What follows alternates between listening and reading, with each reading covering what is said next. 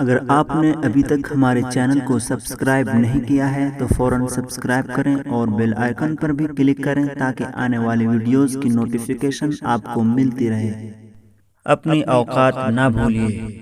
ایک مرتبہ ایک صاحب نے ایاز کی شکایت کی، کہنے لگا کہ بادشاہ سلامت، ہم تو پہلے ہی سے کہتے تھے کہ یہ ٹھیک آدمی نہیں ہے، اور اب تو ثابت ہو چکا، ہمارے پاس پروف ہے۔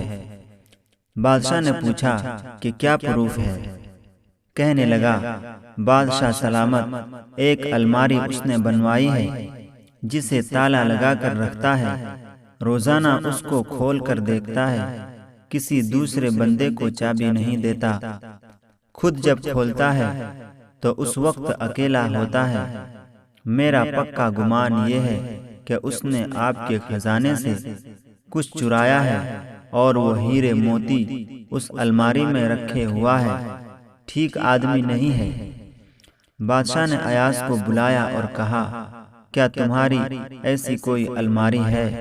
اس نے کہا، جی ہے۔ اس کی چابی ہے؟ کہا، جی ہے۔ بادشاہ نے کہا، لاؤ۔ وہیں کھڑے کھڑے بادشاہ نے اس سے چابی لی اور اعتراض کرنے والے کو کہا کہ جاؤ، اس کے اندر جو کچھ ہے لے کر آؤ۔ اعتراض کرنے والے بڑے خوش ہوئے کہ آج اس کا پول کھلے گا، اس کے اندر جو خزانہ جمع کیا ہے آج بادشاہ کو پتہ چل جائے گا۔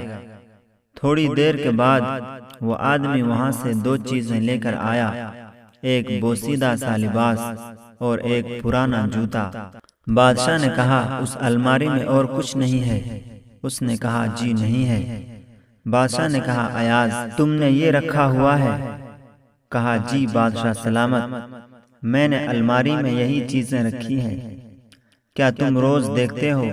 جی روز دیکھتا ہوں۔ کیا وجہ ہے؟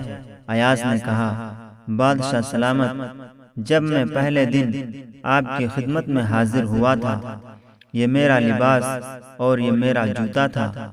آپ نے مجھے اپنے قریب کر لیا، میں نے اپنے نفس کو اپنی اوقات یاد دلانے کے لیے ان چیزوں کو سلامت رکھا۔ روز دیکھتا ہوں اور اپنے نفس سے کہتا ہوں، ایاز دھوکے میں نہ پڑنا، تیری اوقات یہ تھی، اب جو کچھ تیرے پاس ہے تیرے اوپر بادشاہ کی عنایت ہے۔ کاش کہ ہم اپنے پروردگار کی ان نعمتوں کا شکر ادا کریں۔ کیا ہم اس دنیا میں سب کچھ لے کر آئے تھے؟ نہیں، بلکہ جب آئے تھے تو کچھ نہیں تھا، بدن پر کپڑے نہیں تھے، گھر نہیں تھا، اولاد نہیں تھی، عقل پوری نہیں تھی، کچھ نہیں تھا۔ جو دیا میرے پروردگار نے دیا۔